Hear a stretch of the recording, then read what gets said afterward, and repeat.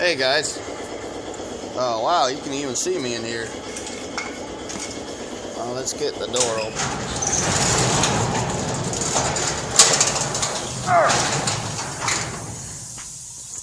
Alright.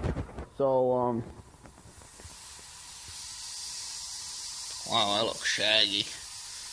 But I'm relatively warm.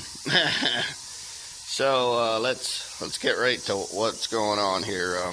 You see, and I can't flip the camera around, can I?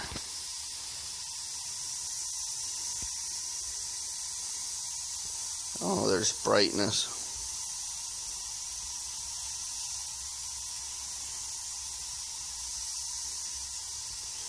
I think it's automatic. So what I've been working on here, this is making me furious. Alrighty, I had to stop and start. I have to sew it back together again. So here you go. 2 halves of a red tank. So what we got here is, okay, this is the back half. There's two bolts on the back, and these handles here are. What this is a Char-Lynn. I'm pretty sure it's a Char-Lynn. See if we have. I think it said something on the pump. It's a Char-Lynn PTO powered hydraulic unit. So here's the front, and then this cover goes on the back here, like that. Yep. So then let's start at the front here and get all of what's going on. So this is a single way spool on this side, run by the handle up here on this side. And this is your Lovejoy coupler that goes up to your tractor PTO. Now this one is so old that the coupler didn't fit on my Farmall C, and I believe that's because it was a small 540. Back in the day, just from my experience around here, you'd see John Deere's from back in the day with adapter sleeve on the PTO to adapt it up to the large 540 size. That's the modern standard size of the day. So that's probably what was going on there. I don't know if any Farmalls having a small PTO, small 540, but this is originally bright orange. Wait, this is actually, it's Farmall red underneath all this orange paint. Oops, I got cut off there. Don't spit on your phone, I guess. So it's like a Farmall red, and then it's Chalmers orange or something of the like on top. So yeah, I don't know what the story is, but this side here is going to be your one-way cylinder, and then over here there's 2 ports. Now I didn't know this; those were plugged off. I thought that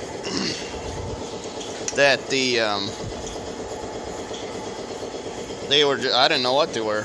They didn't do anything. I poured oil in and nothing happened. I thought it might prime up. So this actuator here runs your single side, and this runs your double acting side. Now this side here was seized up so bad that I tapped it with a hammer and it didn't move. So what happened is I decided to pull it apart and take a look at it. So in here we have this, yeah, you can see where the pins go, where these guys go. So it's basically an oil pump. Here's your main shaft, and on this side there's a pump gear, and here's a pump gear, and then the middle gear drives the both sides. So there's 3 gears in there, and there's your oil pickup. And I was surprised to see this thing is 50 or 60 years old, that it still even works. And I didn't know what it was, because here's the numbers. or that's all the printing that's on it. But I do think that in front, way up on the front side of the pump, it had Char-Lynn stamped in it. But I went on Google and I couldn't find anything on Char-Lynn PTO pumps.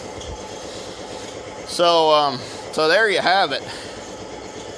I decided I better make something of a video of this so that all of y'all know what it is. So this guy here is keyed on, and then there's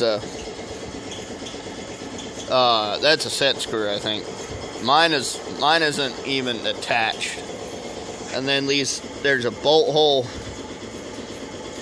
hole down below and up here, and here, the two threaded ones, the two outside ones. Those are where your mounting bracket will bolt on. Then these two middle holes here are the screws that attach this metal block to the pump inside. So the oil flows from the pump out through this block and into here. So yeah, so those, if you look, yeah, the oil flows here, and then there's a screw on, boom, and then attaching to the outside on there. So it's really easy to take apart. One thing to know, there's a snap ring behind this adapter pulley, or the Lovejoy coupler, evidently to keep the coupler from sliding back and chowdering the container. So that's it, yeah. Full of bees and all kinds of nastiness. And here's your oil fill and probably your oil level check, overflow, breather. And if you look in there, the two sides are separate. I didn't notice that right away, but that was a clue that got me clued into the idea of ripping it apart and seeing what's inside. So I didn't know what it was. I bought it at auction just as a random piece, and I showed it to a neighbor guy of mine in his 60s, I think. Sorry if I'm wrong. Really sorry if I'm wrong. I didn't. Yeah, but he said they had one on an Oliver when he was young. So that must have been a long time ago. So what these were made for is to add hydraulics to a tractor that came without hydraulics. Like my 4C only has the touch control lift system and no external hydraulic ports. So what we're going to do with this is, the plan is to split wood with it. It's either splitting wood with this unit or going and renting one. So I figured I'd try this out before I tried renting.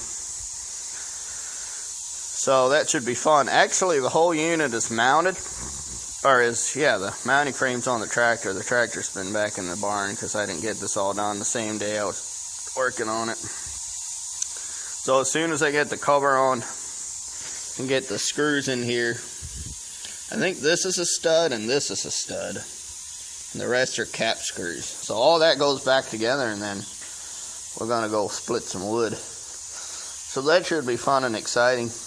I appreciate you guys watching, and yeah, I hope I've answered questions. If not, just try and get a hold of me and ask more.